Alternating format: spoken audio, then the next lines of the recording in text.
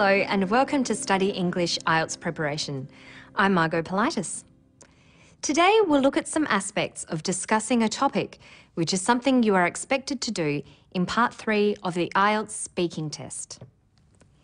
In Part 3 of the speaking test, you participate in a two-way discussion to test your ability to discuss a topic in depth in a number of ways. These may include speculating, comparing and contrasting, or identifying a trend. The speaker in the next clip identifies a trend. What is the trend? The fastest growing area of identity fraud is in internet services, such as people breaking into internet banking accounts, credit card fraud over the internet, people using fraudulent credit cards, fraudulent identities to essentially break into other people's accounts and essentially steal their money. The trend he's identified is the fastest growing crime in the world, identity fraud. If we listen further, he explains why it's a problem. The traditional way to protect internet banking and other secure applications is through passwords and PIN numbers. And these are totally inadequate in an area where identity-related fraud is growing at such a high rate. He tells us it's a problem because the traditional ways to protect internet banking are inadequate. But he has a solution. Let's hear what it is.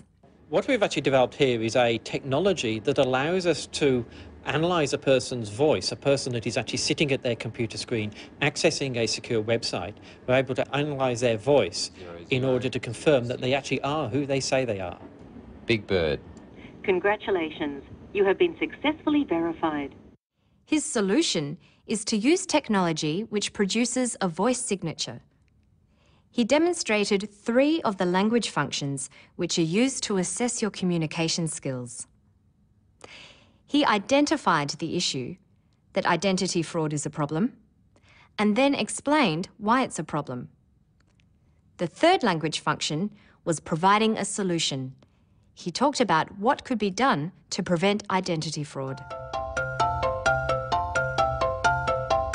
Now let's listen to this woman responding to the question, what makes a person famous? I think there are different ways to see what makes a person famous.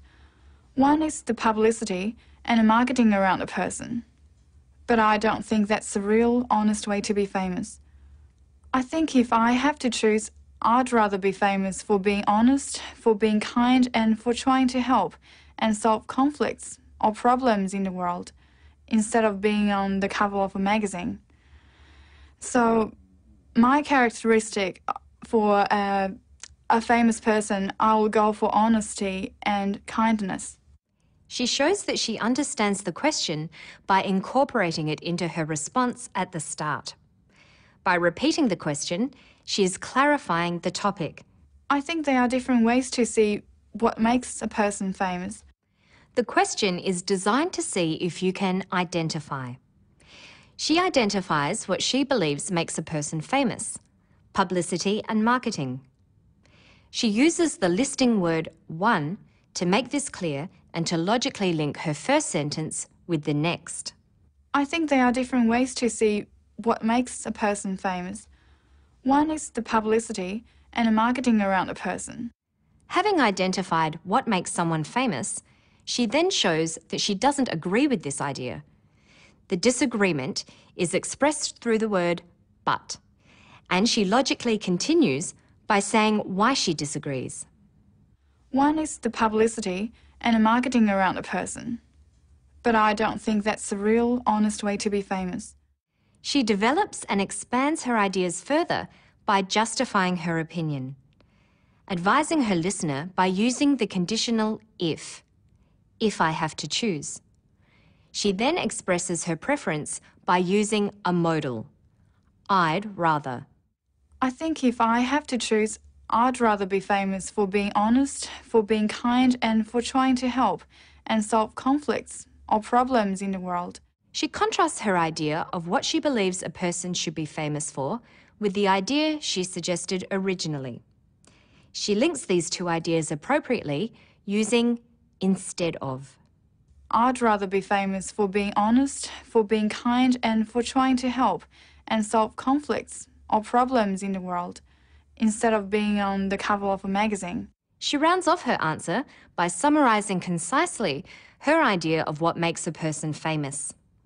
She uses the conjunction so to make this final statement. So, my characteristic for a famous person, I will go for honesty and kindness. So she clarifies, identifies, disagrees, gives an opinion, advises, shows a preference, contrasts ideas, and summarises.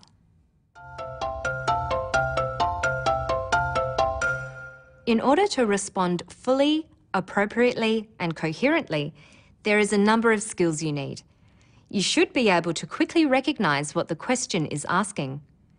A do you think question, such as, do you think there is too much violence in films today, needs a reply that gives your opinion. A question such as, what makes a person famous, requires you to identify. Look at this question. Why do children like eating fast food? You may have an opinion about this, but before you give it, you might explain and give reasons why children eat fast food. It's very likely that you will be asked to compare things with a question such as, what are the differences between urban and rural homes in your country? Another thing the examiners are looking for is the ability to speculate or say what might happen with a question such as, what kind of transport will people use in the future? Now let's look at part of a professional discussion, a television interview with an expert on diet. Do you think that some people put on weight more easily than others? Oh, that's definitely the case. We do know that there are genetic differences in how easy it is for people to put on weight. That's not necessarily related only to their metabolism. It may also have to do with how much they are driven to eat. And so the degree of appetite control is better in some people than others. And it's got nothing to do with willpower. It's just the way people are wired. She was asked for her opinion with the question, do you think that some people put on weight more easily than others? Being an expert, she gives it quickly and decisively. Oh, that's definitely the case. She means that she completely agrees with the idea that some people put on weight more easily than others. She goes on to give the reasons why she believes that. We do know that there are genetic differences in how easy it is for people to put on weight. That's the first reason. Some people put on more weight from the same amount of food because they're born that way. There are genetic differences. But there's another reason. Listen to the way she develops this. That's not necessarily related only to their metabolism. It may also have to do with how much they are driven to eat. That's not necessarily related only to their metabolism. Metabolism is how your body responds to food. The important words are not necessarily related only to. This means that metabolism is not the only reason people put on weight. Another reason may be how hungry people are, how much they are driven to eat. Notice she introduces this idea with the word may. This means this time she's not completely certain that this is the case. Listen again. That's not necessarily related only to their metabolism. It may also have to do with how much they are driven to eat. She concludes with a hypothetical example using if. So that if you put some people in a situation where there's a smorgasbord, some people will be able to control exactly how much they need to eat. And some people don't have an off button, do they? And some people don't have an off button. That's all for now. To find more information about Part 3 of the speaking test, visit our Study English website. Good luck with your studies. Bye for now.